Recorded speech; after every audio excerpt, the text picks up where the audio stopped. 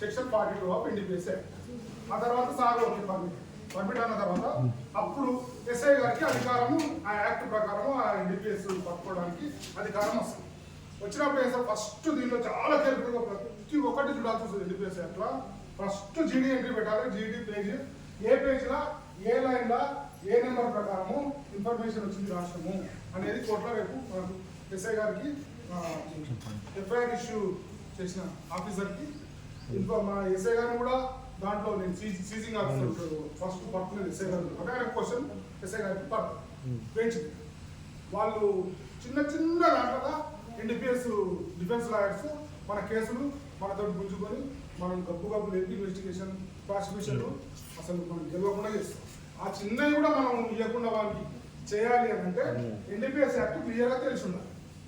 NDPS act first మనం information వచ్చింది జీడీలో రాయాలి. ఈ జీడీలో ఇన్ఫర్మేషన్ వచ్చింది దాని తర్వాత స్టెప్ నెక్స్ట్ స్టెప్ సుపీరియర్ ఆఫీసర్కు ఇంటిమేషన్ ఇస్తున్నాను. ఇంటిమేషన్ కాదు అప్లికేషన్.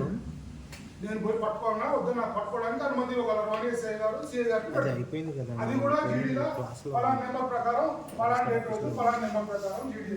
ఆ జీడీ అబ్స్ట్రాక్ట్స్ అన్ని మనం కోర్టుకి ఇస్తాం. మనం అయ్యా నేను జీడీ నాకు వచ్చింది ఇదంతా సిఐ గారిని అడిగి నేను పర్మిషన్ తీసుకున్నా అని మీరు పోయి డైరెక్ట్ ఎట్లా పట్టుకున్నావు అని అంటాడు డిఫెన్స్. అది జరిగింది. తర్వాత సార్కి ఎస్ఐ గారికి అథారిటీ వచ్చింది పట్టుకునేది. వచ్చిన తర్వాత సార్ వేస్తాడు ఫస్ట్ ఇద్దరు పంచులు నీకు NDPS యాక్ట్లో అడగదు పాండా బొండి వాడిని ఎందుకు పెడతా అంటే నీకు నడవదు. సిబిఐ ఆఫీస్ నుంచి వస్తాయి పథకాలు ఇస్తాం. అట్లా టెక్నికల్ మనం ఇమీడియట్గా కన్సల్ట్ మున్సిపాలిటీకి కానీ కన్సల్ట్ ఏదైనా ఒక గవర్నమెంట్ ఇన్స్టిట్యూషన్కి మున్సిపల్ కమిషనర్ గారికి ఒక లెటర్ అయ్యా నాకు ఒక ఇన్ఫర్మేషన్ ఉంది దీంట్లో పంచులుగా యాక్ట్ చేయడానికి నాకు ఇద్దరు మనుషులు కావాలి ప్రొవైడ్ చేయండి అనేది అట్లా ప్రొవైడ్ చేసినందుకు మళ్ళీ జీడీ ఎంట్రీ పెట్టాలి. జీడీలో మళ్ళీ పలానా నెంబర్ ప్రకారం రెండింటి తర్వాత మున్సిపల్ ఆఫీసర్కి ఇచ్చిన పెట్టాలి. క్లూస్ టీమ్కి ఫోన్ చేయాలి.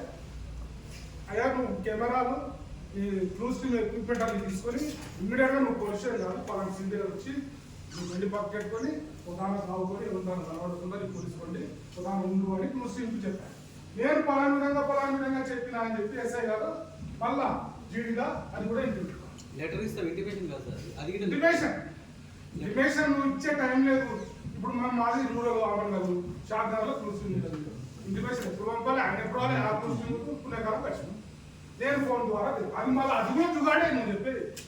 ఆ జుగాడు బట్టి కూడా వాడు తెలుస్తాడు కేసు డిఫెన్స్ నువ్వు క్లూస్ టీమ్ ఏమి ఉంటుంది నువ్వే అంటావు నీ నామంలో క్లూస్ టీమ్ ఉందా అంటాడు ఉండదు నువ్వంతా డ్రామా అంట.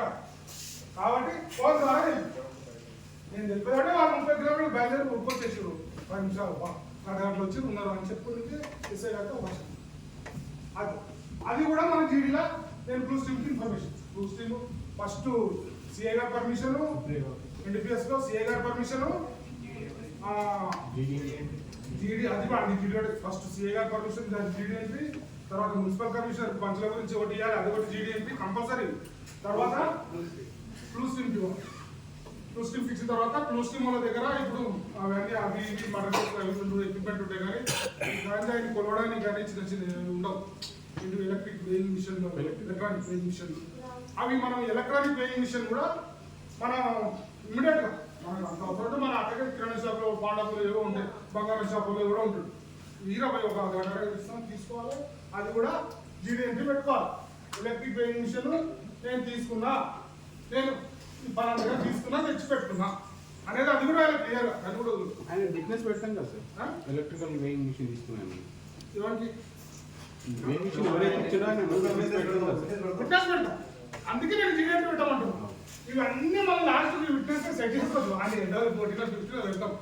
నేను ఇచ్చిన సార్ సార్ అది ఇచ్చిన సార్ తీసుకుపోయారు మళ్ళీ నాకు సాయంత్రం తెచ్చి ఇచ్చిన అదే ఆయన పోయి మళ్ళీ ఆయన ఎవిడెన్స్ ఎక్కువ రాసి చీఫ్ ఎక్కువ చేసి నా దాని మీద వచ్చిర్రు నా దాని మీద కిలోలు ఉన్నది ఈ డ్రామా రాస్తే మళ్ళీ ఆయన ఏం చేసిండు మనం ఎస్ఐ గారు ఓరల్గా అడిగారు సార్ నేను ఇచ్చిన పాటు రాసి పెడతాం. ఎస్ఐ గారు ఓరల్గా అడిగారు నా షాప్లో మిషన్ ఉంటుంది కాబట్టి ఇచ్చిన 2 వర్డ్స్ రాస్తాం అది ఒక ఎవిడెన్స్లో పెట్టాం. అది కూడా చూపిస్తాం. అన్నీ అయిపోయిన తర్వాత పోలీసు బండి పెట్రోలింగ్ బండి అవైలబుల్ లేకపోతే ఎస్ఐ సార్ బండి సిఐ సార్ బండి ఏ బండిలో పోతున్నాము రైట్కు ఆ బండి లాగ్ బుక్లో కంపల్సరీ పోలీస్ స్టేషన్ నుంచి బయలుదేరిన టైము ఆడికి చేరుకునే టైము అవన్నీ లాగ్ బుక్ ఎంట్రీ ఉంటుంది. పోలీస్ స్టేషన్ మన గవర్నమెంట్ వెహికల్ లాగ్ బుక్ ఉంటుంది, డ్రైవర్ సార్ ఉంటుంది, వాళ్ళ దాని ఒక కాగితం ఉంటుంది, వాళ్ళు ఏడిపోతున్నారు ఏడాదిగుతున్నారు అవి రాసుకుంటారు. అది దాంట్లో పోలీస్ వెహికల్లో బయలుదేరే టైము ఏ వెహికల్లో బయలుదేరుతున్నారు, అలాంటి punches staff lady constable compulsory అంటే అవైలబుల్ ఉంటే తీసుకోవాలి.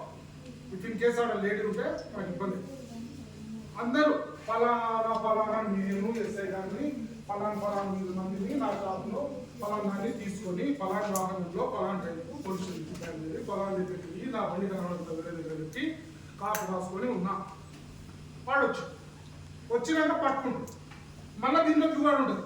నువ్వు అడ్డగలు వాడు వాడి జోబులలో వాడి షర్ట్లో లోపల పెట్టుకుంటే మన కటకటగా ఇప్పి మనం చెక్ చేయడానికి మనకు లేదు. వాడిని అడగాలి, దాన్ని అడగాలి. అయ్యా వాడు చేతిలో పట్టుకున్నాడు అనుకోండి, చేతిలో పట్టుకుంటే